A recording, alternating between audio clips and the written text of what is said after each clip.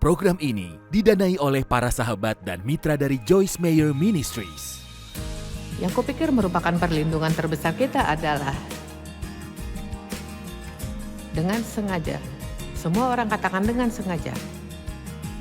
Katakan lagi dengan sengaja. Sekali lagi dengan sengaja.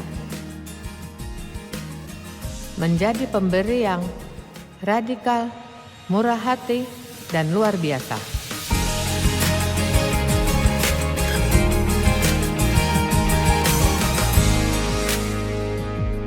Saya ingin bicara pada saudara, pagi, sore, atau kapanpun itu, lebih sedikit dari kita, lebih banyak Yesus.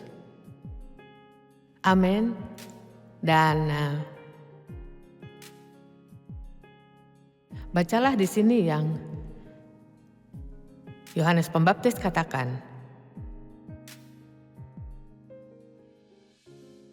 Ayat 22, Yohanes pasal 3 ayat 22. Sesudah itu Yesus pergi dengan murid-muridnya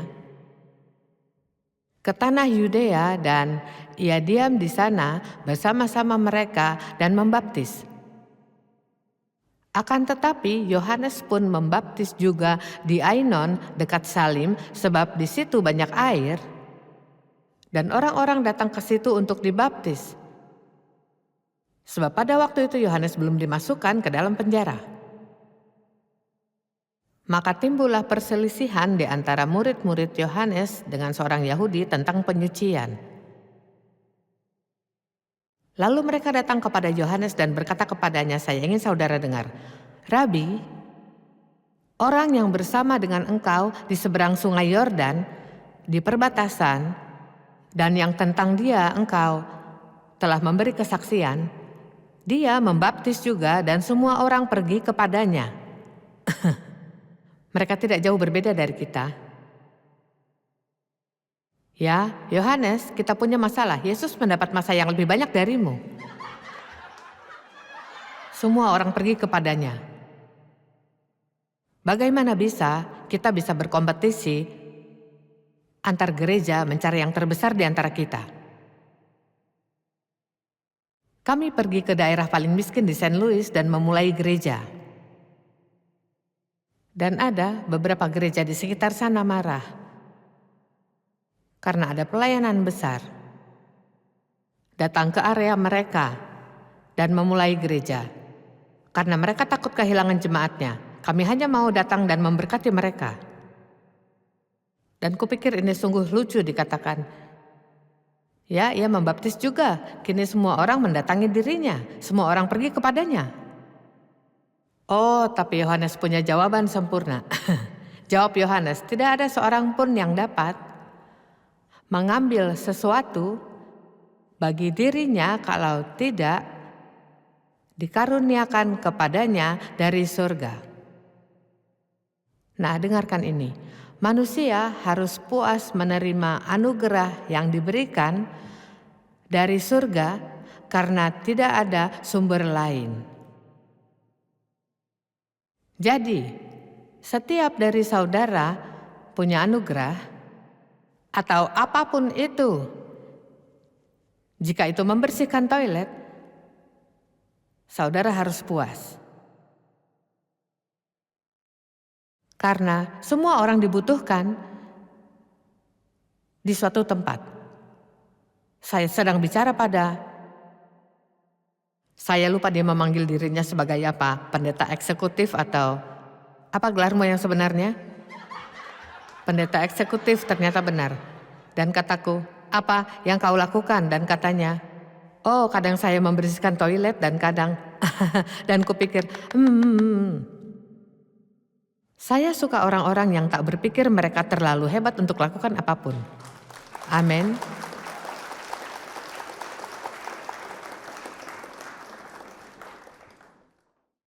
Kini tak banyak yang demikian, tapi saat saya pertama kali dibaptis Roh Kudus di tahun 70-an, semua orang penasaran akan apa karunia roh mereka. Apa karunia rohmu? Apa karunia rohmu? Apa karunia rohmu? Ya, aku beritahu satu rahasia, kita seharusnya lebih mempedulikan buahnya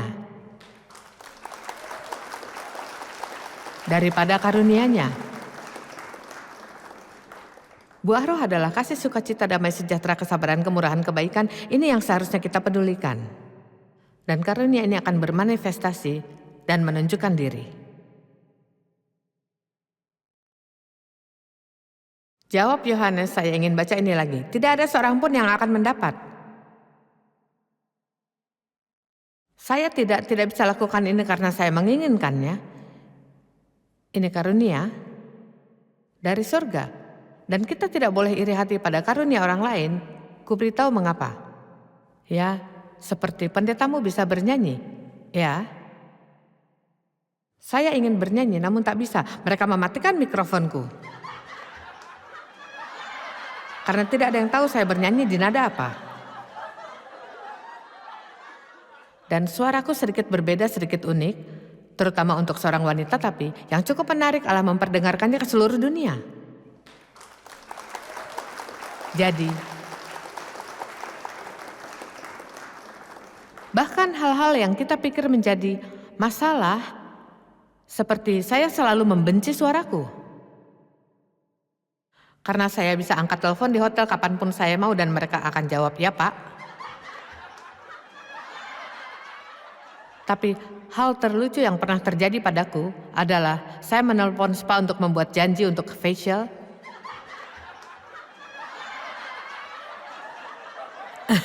Dan mereka tanya apakah saya punya bulu di wajah. Awalnya saya tidak mengerti dan kupikir, ya, kita semua punya sedikit, kau tahu, sedikit bulu. Dan katanya bukan, maksudku apakah kau punya kumis atau jenggot? Kataku, saya tak punya dua-duanya, saya wanita. Oh, maafkan aku, maafkan aku, maafkan aku. Tapi ini menguntungkanku juga karena kami pergi ke satu gereja di Chicago dan saat kami parkir mobil dan seorang berkendara motor berhenti di samping kami dan rambutnya dikuncir, tubuh penuh tato dan pakai jaket kulit tanpa lengan dan bersuara kasar dan katanya, kau tahu? Kau mengubah hidupku. Saya mendengarkanmu selama 6 bulan sebelum tahu bahwa kau seorang wanita.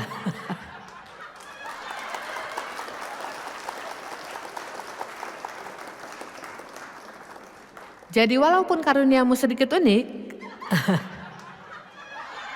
Allah telah menciptakan setiap kita dengan tangannya di kandungan ibu kita. Kita bukan kesalahan, bukan kita yang salah. Bukan salah warna kulit, bukan salah jenis kelamin. Kita tidak, semua orang diciptakan persis sesuai kehendak Allah.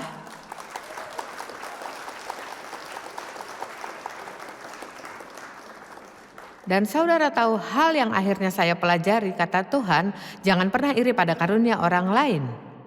Nah, dengarkan ini, karena aku menempatkannya dalam mereka untuk dinikmati, bukan jadi bahan iri hati. Jadi, saudara bisa menikmati khotbahku, tapi semua karunia ini membuatku terus bekerja.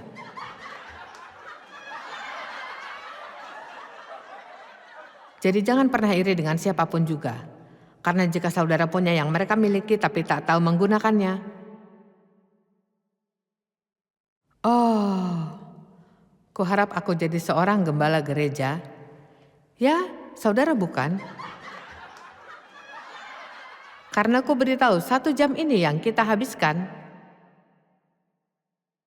Hanya satu persyaratan yang sangat kecil dan sederhana. Jadi, bersukacita dengan dirimu. Tidak ada yang lebih buruk dari membenci dirimu.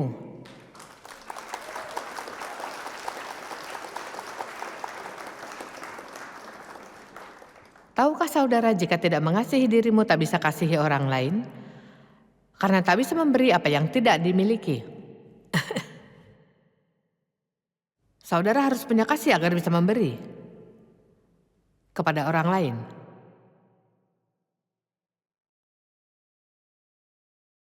Terakhir kubacakan, jawab Yohanes, tidak ada seorang pun yang dapat mengambil sesuatu bagi dirinya. Tidak bisa mengklaim bagi dirinya Semua katakan tidak ada. Kalau tidak dikaruniakan kepadanya dari sorga, seseorang harus puas dengan apa yang diberikan dari sorga. Tidak ada sumber lain. Saudara tahu baik untuk mengetahui yang bisa saudara lakukan, tapi mungkin sedikit lebih baik untuk tahu yang saudara tak bisa. Karena begitu banyak orang mencoba lakukan yang mereka tak bisa, dan akhirnya mereka tak melakukan yang mereka bisa, padahal mereka bisa. Saya mencoba belajar bermain gitar dan jariku terlalu pendek. Saya tak bisa menggenggam, tak mau mengelilingi, dan saya gagal di musik bagaimanapun. Jadi,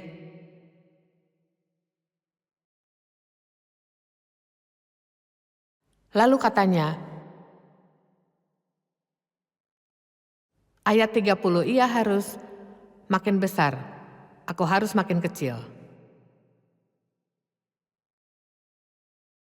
Baik sekali untuk tahu di mana dirimu bahkan di musim berbeda. Kata Yesus, sesungguhnya tidak ada manusia yang lebih besar daripada Yohanes Pembaptis. Namun, Yohanes tahu kapan harus mundur dan membiarkan Kristus maju, sementara ia mundur ke belakang. Pendeta dan saya berbicara sebelum ibadah ini tentang merelakan banyak hal yang tidak boleh kita lakukan lagi sekarang. Karena bisa melakukan sesuatu bukan artinya saudara harus lakukan. Dan begitu banyak orang masih mencoba lakukan hal-hal yang sudah dibereskan Allah selama 10 tahun. Hanya karena Allah mengizinkanmu melakukan sesuatu selama 5 tahun bukan artinya ia ingin saudara lakukan sekarang, dan jika berpegangan pada hal yang sudah selesai, saudara takkan bersuka cita. Tidak bersuka cita. Ya harus semakin besar, tapi aku semakin kecil. Kunyatakan ini, lebih sedikit aku, lebih banyak Yesus. Aku atau ego hanyalah kesombongan. Tidak ada satupun manusia di dunia ini yang tak punya masalah kesombongan. Kebanyakan kita sangat bermasalah. Masalah dengan kesombongan adalah saat kita sombong, kita tidak mau mengakui.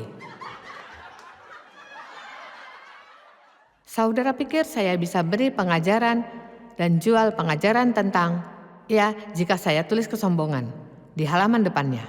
Saudara harus sembunyikan hal baik di belakang judul itu. Ya, saudara akan menemukan beberapa judul dituliskan yang terdengar seperti hal yang baik bagimu. Lalu sembunyikan pengajaran baik dalamnya. Iblis dilemparkan dari sorga karena dosa kesombongan. Kurasa kesombongan sudah jadi dosa yang diterima. Seperti banyak dosa lain seperti iri hati yang seolah jadi dosa yang diterima. Dan Alkitab mengatakan iri hati akan menggerogoti tulangmu. Entah berapa banyak orang sakit karena punya masalah besar dengan iri hati. Kukatakan hal ini karena kurasa seseorang perlu dengar jika saudara iri kepada saudaramu, karena mereka punya uang lebih banyak darimu, atau mungkin saudara pikir orang tuamu lebih sayang mereka. Seseorang di sini perlu bertobat akan ini dan melepaskannya.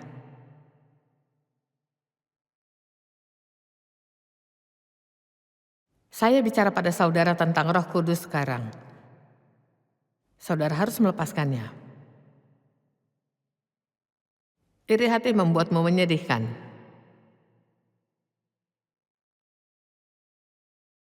Iblis dibuang dari surga karena dosa kesombongan. Yesaya 14 ayat 12-15. Engkau sudah jatuh dari langit, hai bintang timur, putra fajar. Engkau sudah dipecahkan dan jatuh ke bumi, hai yang mengalahkan bangsa-bangsa, oh Raja Iblis dari Babilonia. Nah, jika memperhatikan ayat 13 dan 14 saat saya membaca dalam 2 ayat ini 5 kali, saudara akan mendengarnya berkata, aku hendak. Ini kata-kata yang berbahaya. Saya perhatikan Paulus dalam surat-suratnya seringkali saat ia mencoba pergi ke kota lain, ia akan berkata, jika Allah berkehendak, aku akan menemuimu di sini atau di sana. Aku akan mengunjungimu jika Allah berkehendak. Aku datang. Engkau yang berkata dalam hatimu, aku hendak naik ke langit, aku hendak mendirikan tahtaku mengatasi bintang-bintang Allah, dan aku hendak duduk di atas bukit pertemuan jauh di sebelah utara. Aku hendak naik mengatasi ketinggian awan-awan, hendak menyamai yang maha tinggi. Sebaliknya ke dalam dunia orang mati engkau diturunkan ke tempat yang paling dalam, di liang kubur. Saat kita mengangkat diri kita, Allah perlu untuk membawa kita ke bawah. Tapi jika kita merendahkan diri kita di bawah kuasa tangan Allah, Ia akan meninggikan kita. Hal baik apapun yang bisa kita lakukan, hanya bisa kita lakukan karena kebaikan Allah bekerja lewat kita. Perlu diperhatikan bahwa Allah bisa bekerja lewat pria atau wanita yang mau memberi Allah semuanya. Terkadang semakin seorang berkarya, semakin mereka jadi sombong dan Allah harus berhenti memakai mereka. Karena mereka berhenti memberinya kemuliaan. Jangan biarkan tangan kirimu tahu yang tangan kananmu lakukan. Dan kupikir ini artinya saat saudara lakukan hal yang baik bagi seseorang, jangan coba-coba duduk-duduk dan memikirkan betapa hebatnya dirimu. Lihat jika Allah bermurah hati padaku dan saya berkhotbah 2 kali. Saat saya pulang, saya cukup bersyukur Allah menolongku. Ku beritahu Dave pada saat datang ke sini. Kataku, duduk di sini saya tak merasa bisa berkhotbah dengan perkataan yang jadi berkat. Saya sudah bangun dari jam 2.30 pagi ini. Kami ada latihan, ada pernikahan. Tidur tadi malam, harus bangun pagi-pagi dan berkemas untuk terbang ke sini, dan biasanya jika saya harus bangun pagi dan lakukan sesuatu maka saya tidak tidur dengan nyenyak. Jadi saya sungguh lelah dan saya duduk di pesawat. Tuhan, jika sesuatu terjadi di sana tentu ini Engkau.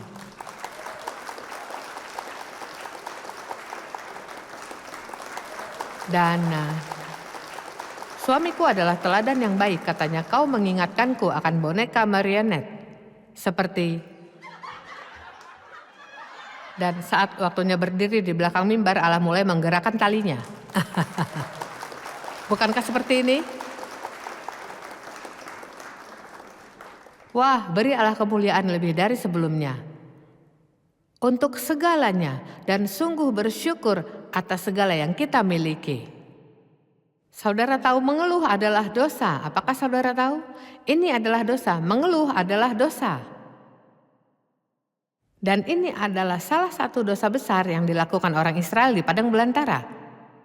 Mengeluh. Tak peduli apa yang Allah sudah lakukan, mereka mengeluh. Mereka bahkan mengeluh tentang mana mujizat.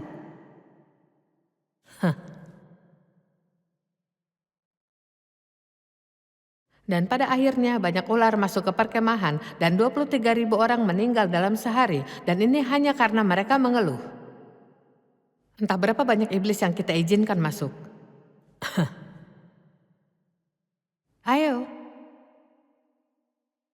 Apa yang kita semua keluhkan sekarang? Saya sudah masuk ke desa-desa di Afrika di mana mereka berjalan bermil-mil dan bermil-mil tiap hari untuk mendapat air kotor dari sungai yang penuh penyakit dan membawanya pulang dan minum dan menggunakannya. Dan saya bisa jalan ke dapurku dan semua kamar mandiku dan menyalakan air panas atau dingin sebanyak yang kuinginkan.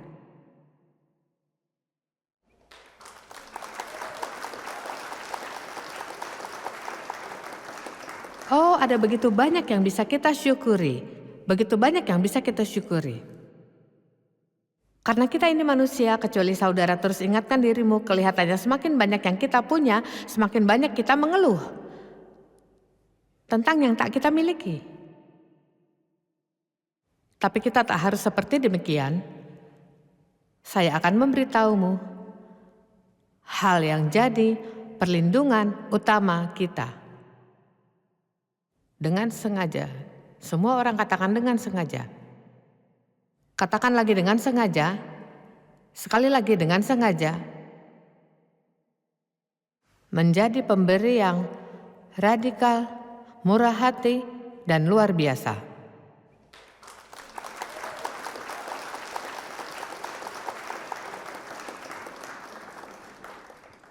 Saya tahu entah bagaimana dan saya bersyukur pada Allah karena ini perbuatannya dari saat kami memulai pelayanan ini.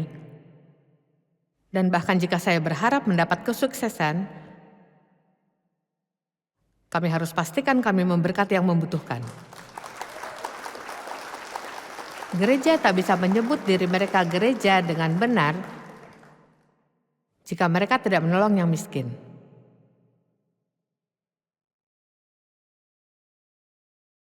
Dan Yesus berkata di Matius 25, jika engkau telah melakukannya kepada saudaraku ini, kau telah melakukannya padaku. Dan jika kau belum melakukannya kepada mereka, kau belum melakukannya kepadaku. Ia menganggapnya personal. Pikirkan itu. Jika kau melakukannya kepada yang terkecil, mengunjungi mereka di penjara. Kami punya pelayanan penjara yang besar. Kami kirimkan salah satu bukuku ke setiap penjara di Amerika Serikat. Setiap penjara negara bagian. Setiap penjara negara bagian. Dan banyak negara-negara lainnya. Lebih dari 3 juta buku atau sekitar jumlah itu saya lupa. Dan selalu membantu mereka yang lebih berkekurangan. Yang tidak seberuntung dirimu. Selalu. Berikan pujian, bangun diri mereka. Ajak maju, jangan jatuhkan diri mereka, jangan cari satu hal yang salah dengan mereka dan terus bicarakan itu. Kasihi mereka sebagaimana dirinya. Amin.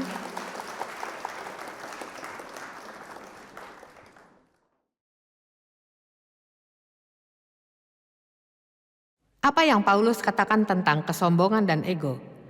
Yaitu aku. Apa yang ia katakan? Katanya, aku telah disalibkan bersama Kristus. Bukan lagi aku sendiri yang hidup, melainkan Kristus yang hidup di dalam aku. Dan hidupku yang kuhidupi sekarang di dalam daging adalah hidup oleh iman dalam anak Allah. Terjemahan aslinya katakan aku hidup oleh iman dalam Allah. Tapi sadarkah saudara, kita baca hal-hal ini dan menganggap ayat pendek yang indah, tapi katanya bukan lagi aku. Tapi Kristus yang hidup dalamku. Dengan kata lain ia berkata, aku sudah buang diriku dan kini aku penuh dengan Allah.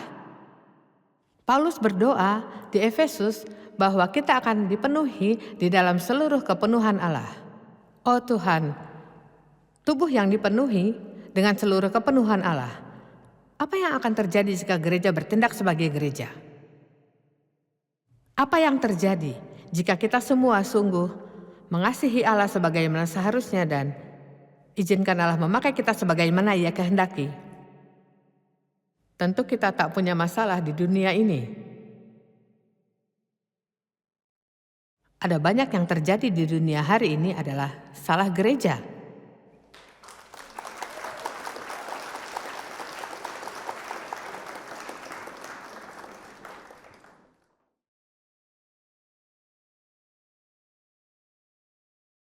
Nah, saya ingin membagikan berita yang baik, kata Paulus, 20 tahun setelah pertobatannya. Ini membuatku bahagia. Kupikir puji Tuhan, saya punya waktu untuk membereskan hal ini. Amin. Saya melayani 45 tahun dan masih terus membereskannya. Jadi saudara cukup baik jika masih ada hal yang harus diperbaiki. Tahukah hal terbesar yang Allah bisa jauhkan dari dirimu adalah dirimu sendiri? Tahukah saudara? Tidak ada yang lebih indah daripada tidak harus duduk-duduk dan memikirkan dirimu sendiri. Kita bicara tentang kemerdekaan, nah inilah kemerdekaan.